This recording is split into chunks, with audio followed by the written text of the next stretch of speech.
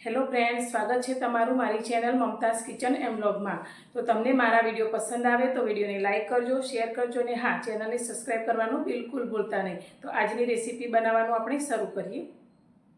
તો આજે આપણે બનાવીશું ગાજરનો હલવો। તો લગ્ન પ્રસંગોમાં બને તેવા ટેસ્ટ સાથે અને ખૂબ જ ઓછી મહેનતે આપણે ગાજરનો હલવો બનાવીશું। તો આ હલવો બનાવવા માટે ના આપણે ઘીનો ઉપયોગ કરીશું ના માવાનો, તો પણ એકદમ ખૂબ જ ટેસ્ટ સાથે આપણો હલવો બનીને તૈયાર થશે અને સાથે આપણે ગાજરને છીણવાની પણ ઝંઝટ નથી।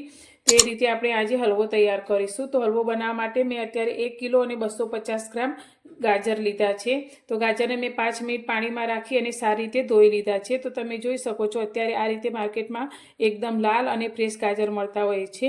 તો હવે આપણે ગાજરને તો સારી રીતે ધોઈ લીધા છે, પણ તેની ઉપર આ રીતે જે રેસાનો ભાગ છે તેને છોલી અને દૂર કરી લઈશું।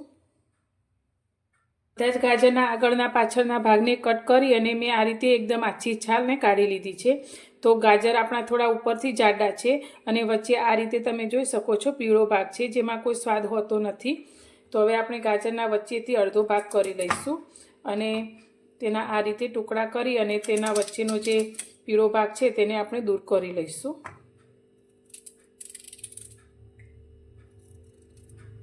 તો આ રીતે આપણે બધા જ ગાજરમાંથી પીળો ભાગ છે તેને કાઢી લઈશું।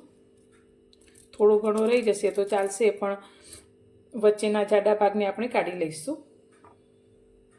તો અત્યારે મેં બધા જ ગાજરમાંથી આ રીતે વચ્ચે જે પીળો ભાગ હતો તેને કાઢી લીધો છે અને અડધા આપણે આ રીતે પાછળના ભાગને એમ જ રાખ્યો છે। તો તમે જોઈ શકો છો આ રીતે ઘણો બધો પીળો ભાગ નીકળ્યો છે। તો તેને આપણે હવે સાઈડમાં મૂકીશું અને હવે આપણે જે ગાજર લીધા છે તેના આપણે આ રીતે નાના નાના ટુકડા કરી લઈશું। તો અત્યારે આપણે છીણવાની ઝંઝટ કર્યા વગર ખૂબ જ ઓછા સમયમાં હલવો તૈયાર કરવાનો છે। તો આ રીતે આપણે નાના ટુકડા કરી લઈશું।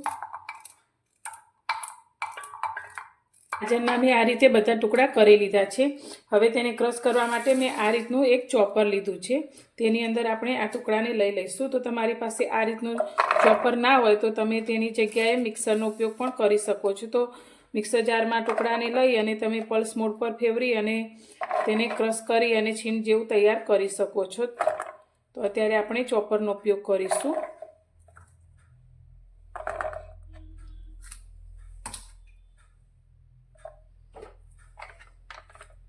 હવે તેને ક્રશ કરી અને એકદમ ઝીણું આપણે તૈયાર કરી લઈશું।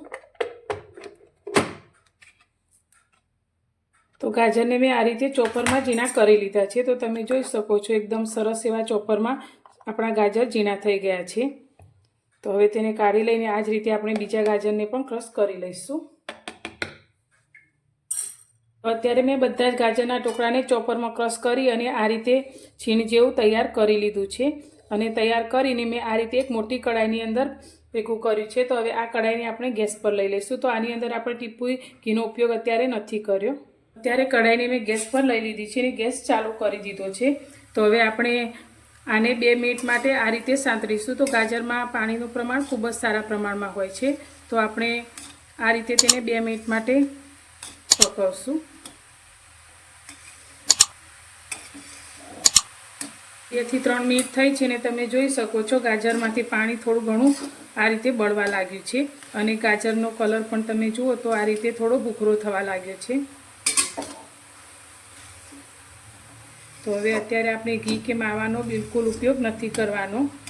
તો તેના માટે અત્યારે મેં દૂધની ફ્રેશ મલાઈ લીધી છે 1 વાટકી જેટલી, તે આપણે અંદર એડ કરી દઈશું। તો આનાથી માવો પણ બનશે અને ઘી પણ બનશે।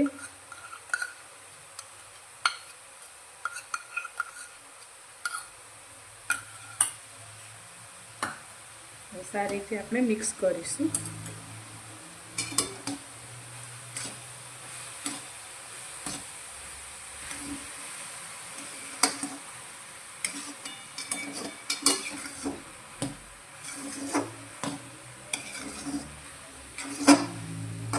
ફરી આપણે 2 મિનિટ જેવું તેને આ રીતે મલાઈ સાથે પકવીશું।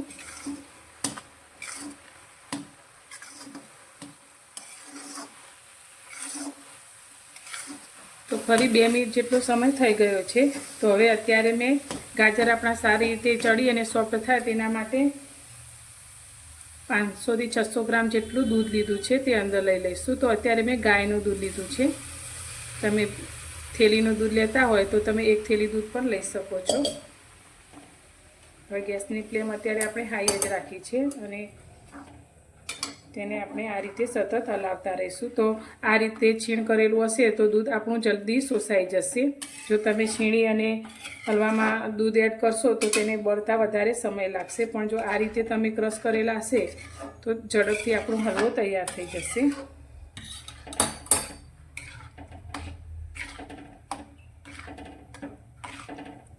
ગાજરને દૂધમાં પકવતા આપણને લગભગ 5 થી 6 મિનિટ જેટલો સમય થઈ ગયો છે અને તમે જોઈ શકો છો બધું જ દૂધ આ રીતે બળી ગયું છે।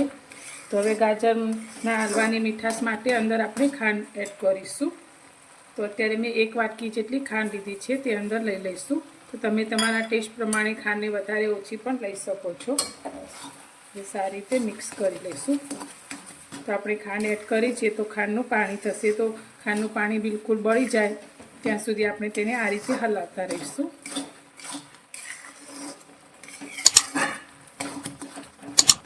હવે અત્યારે જ ગાજરના હલવાની ફ્લેવર માટે મેં 1 નાની ચમચી જેટલો ઇલાયચીનો પાવડર લીધો છે, તે અંદર એડ કરી દઈશું।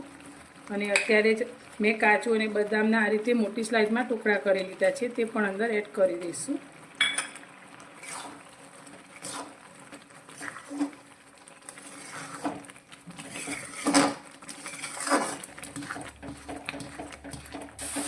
તો હલવામાં આપણું ખાંડ એડ કરેલી બધું જ પાણી તેનું બળી ગયું છે અને આપણો હલવો એકદમ સરસ રીતે તૈયાર થઈ ગયો છે। તો તમે જોઈ શકો છો અંદરથી માવો પણ આ રીતે તૈયાર થયો છે અને નેચરલ કલર સાથે આપણો ગાજરનો હલવો બનીને તૈયાર થયો છે। તો હવે ગેસની ફ્લેમ બંધ કરી અને આ ગાજરના હલવાને આપણે સર્વ કરશું। તૈયાર છે આપણો ગાજરનો હલવો। તો લગ્ન પ્રસંગોમાં બને તેવો ખૂબ જ ઓછી મહેનતે એકદમ સ્વાદમાં ટેસ્ટમાં બેસ્ટ બને તેવો આપણો ગાજરનો હલવો બનીને તૈયાર છે। તો જોતાં જ ખાવાનું મન થઈ જાય તેવો। તો આ હલવાને તમે ગરમ અથવા ઠંડો સર્વ કરી શકો છો। તો તમને મારી આજની આ રેસીપી કેવી લાગી તે મને કોમેન્ટમાં જરૂરથી જણાવજો અને પસંદ આવી હોય તો વિડીયોને લાઇક કરજો, શેર કરજો અને મારી ચેનલ પર નવા છો તો ચેનલને સબસ્ક્રાઈબ કરવાનું બિલકુલ ભૂલતા નહીં। તો ફરી મળીશું એક નવી જ રેસીપી સાથે નવા વિડીયોમાં।